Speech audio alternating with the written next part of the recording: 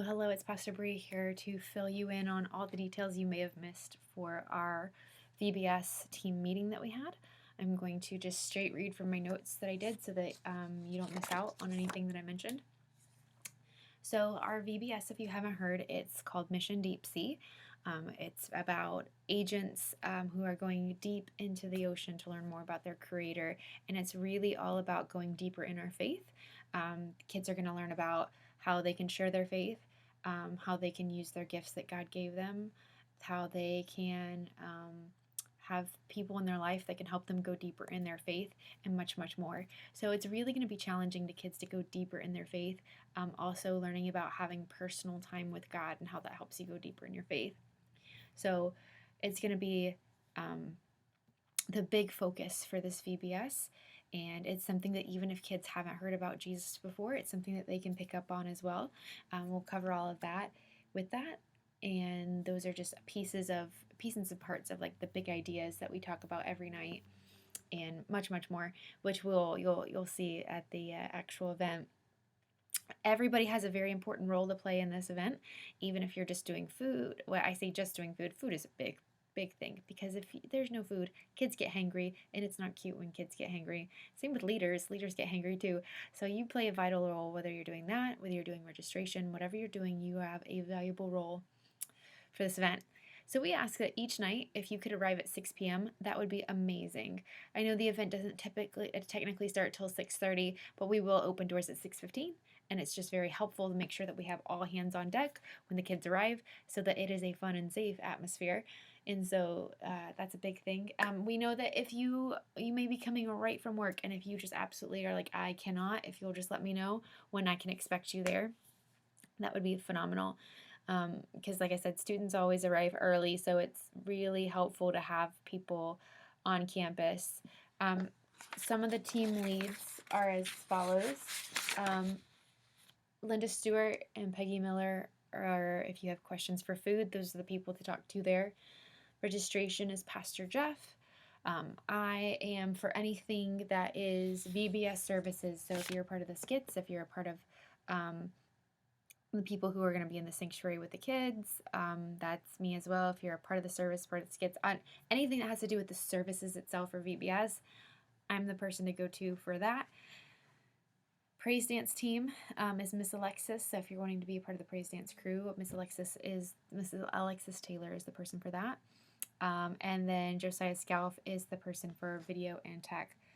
That's the main people. If you have questions in those departments, that's who you need to go to.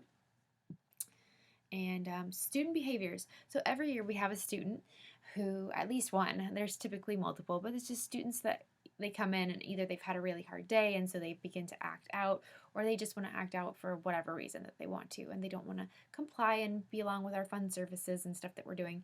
So this is just some advice of what we're going to do. If you are in the elementary class, which is, I say class, I'm used to talking about Sunday service. If you're in the elementary service and you have a kid on your team that is just not wanting to comply and you're nearest them, if you will just pull them out, not literally put your hands on them, but just say, hey, come talk to me in the hallway, and try to figure out what's up with them, see if we can diffuse the situation a bit.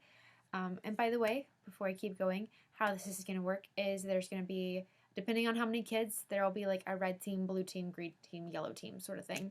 And so if you're on the red team, you should have, or any team in general, you should have anywhere from 2 to 4 team members with you, probably more like 3 or 4 team members with you in your group to help kids focus and get all that they can from this event. So at this point, if you have pulled them out into the foyer, if you are in early childhood, then you need to pull them into the hallway that is outside of the classroom. That's if you're in the classroom at that point. Early childhood will start out with the main group and then transition after snack into their main classroom. So I encourage you to ask questions like, hey, what's wrong? Do you need something? Explain that you can't help them with their problem unless you know how they're feeling. You say, hey, I need you to talk to me or else I can't help you. Once they're calm and we figured out the problem or the issue, situation, whatever, they can return to service with you. If they are consistently not wanting to comply, please see somebody from registration and we're going to get some parent contact info. We're going to explain to the parent what's happening. Maybe they can help us diffuse the situation. And if it's just getting worse to worse, we're just going to call a parent to have them come pick them up, because we don't want this to be ruined for any other kids because a kid's not wanting to comply. And so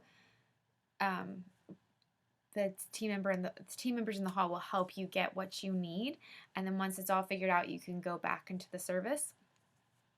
I'm hoping this next thing won't be an issue. We've had it happen in the past, so every year I address it just in case.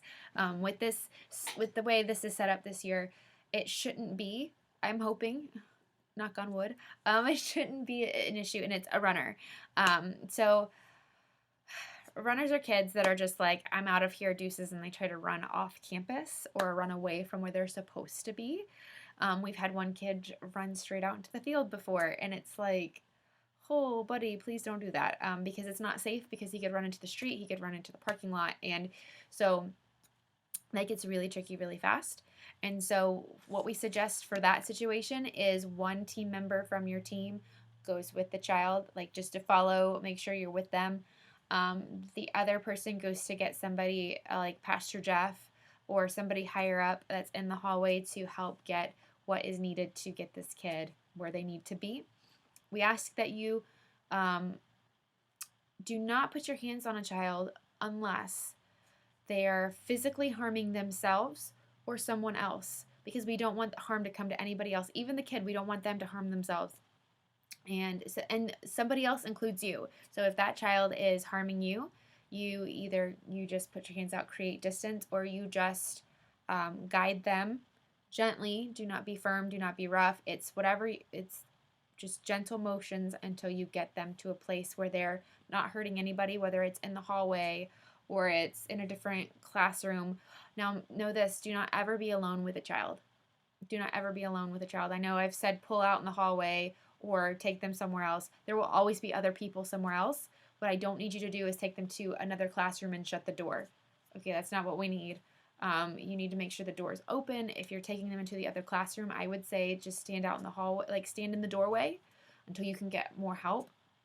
But again, it's if they're being harmful with like scissors, trying to run down the street, if they're hitting, punching, kicking, or biting, that's when you engage and you're gentle until you can get the situation to a place where nobody's being harmed. And really, that's the situation that somebody like myself or Pastor Jeff or somebody like that can handle. I recognize that I will most likely be on the stage most of the time, but if this is during snack or something, I can come help with that.